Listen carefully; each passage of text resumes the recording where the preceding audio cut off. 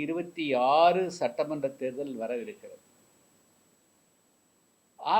ஆளுங்கட்சியை எதிர்த்து பேசுவதற்கு எவ்வளவோ பிரச்சனைகள் இருக்கிறது. அவர்கள் 505 வாக்குறுதிகள் கொடுத்தார்கள். அதில் எது நிறைவேற்றப்பட்டது நிறைவேற்றப்படவில்லை என்று பேசுவதற்கு எதிர்க்கட்சிக்கு நிறைய ஸ்பேஸ் இருக்கிறது. அதையெல்லாம் விட்டுவிட்டு இப்பொழுது எடப்பாடி பழனிசாமி அவர்கள் திடீர் என்று மதுரை விமானத்துக்கு பெயர் சூட்டுவது குறித்து அவர் தன்னுடைய அண்மையில் திண்டுக்கல் மாவட்டம் சின்னாலப்பட்டியில் நடந்த கூட்டத்தில் பேசி விட்டு சென்றிருக்கிறார். அதே போல் அதை குறித்து மீண்டும் நேற்றைய தினம் உள்துறை அமைச்சரிடத்திலும் பேசியதாக தெரிகிறது.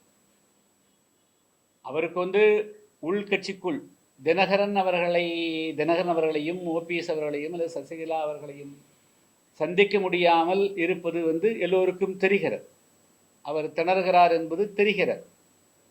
அவருக்கு பிரச்சனை இருக்கிறதும் தெரிகிறது. அதை அரசியல் ரீதியாகத்தான் அவர் அதை கையாள வேண்டுமே தவிர மறைந்த தலைவர்களுடைய பெயருக்கு களங்கம் கேட்கக்கூடிய வகையில் அல்லது ஒரு பெயரை வைக்கின்ற பொழுது அதுக்கு எதிர்ப்பு அல்லது இன்னொரு பெயரை வைக்க வேண்டும் என்ற ஒரு அரசியல் சூழ்நிலையை உருவாக்கி அதன் மூலமாக அவர்களுடைய தியாகம் அது முத்துராமலிங்க அவர்களே எந்த அவரும் ஒரு சமுதாயத்துக்கு அர்ப்பணித்திருந்தாலும் கூட ஏற்கனவே சுந்தரலிங்கத்தினுடைய பெயர் வைக்கக்கூடாது என்று எதிர்க்கிறதுடைய விளைவாக இப்பொழுது மோடியாக ஒவ்வொன்றுக்கும் ஆதரவும் இருக்கும் எதிர்ப்பும் இருக்கும்.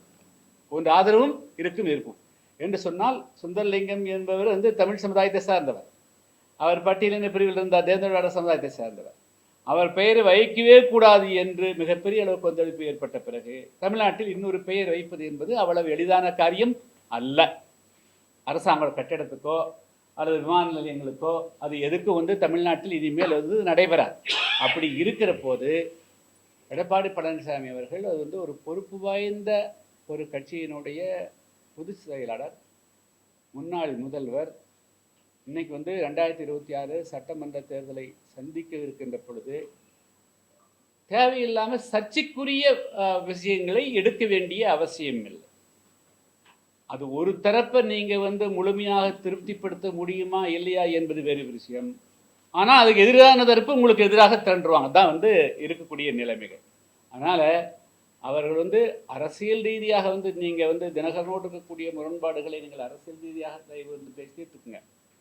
ஓபிஎஸ் அவரோடு இருக்கக்கூடிய பிரச்சனை அது உங்களுடைய சகோதரர்கள் நீங்கள் எல்லாரும் பெரிய வேறுபாடு அதை நீங்கள் பேசி எடுத்துக்கணும். ஆனால் இது சமூக முரண்பாடுகளை உருவாக்கக்கூடிய மாதிரி எந்த விதமான நான் அந்த பேர் வைப்பேன் அந்த பேர் வைப்பேன் அது கொடுக்கலாம் இது கொடுக்கலாங்கிறதெல்லாம் இப்படி இருக்கக்கூடிய ஒரு சுமூகமான நிலைமையை சீரழித்து விடும் என்ற கவலையை நான் தெரிவித்துக் கொள்ள விரும்புகிறேன். எனவே பொறுப்பு வாய்ந்த எதிர்க்கட்சியினுடைய தலைவர் எடப்பாடி பழனிசாமி அவர்கள் தங்களுடைய அரசியல் சிக்கலை தீர்த்துக் கொள்வதற்காக நீங்கள் மறைந்த தலைவர்கள் யாருடைய பெயரையும் நீங்கள் பயன்படுத்தக்கூடாது, அவர்களை பலிகடாக்க வேண்டாங்கிறது தான் என்னுடைய அன்பான வேண்டுகோள். தான் என்னுடைய வேண்டுகோள் ஆகும்.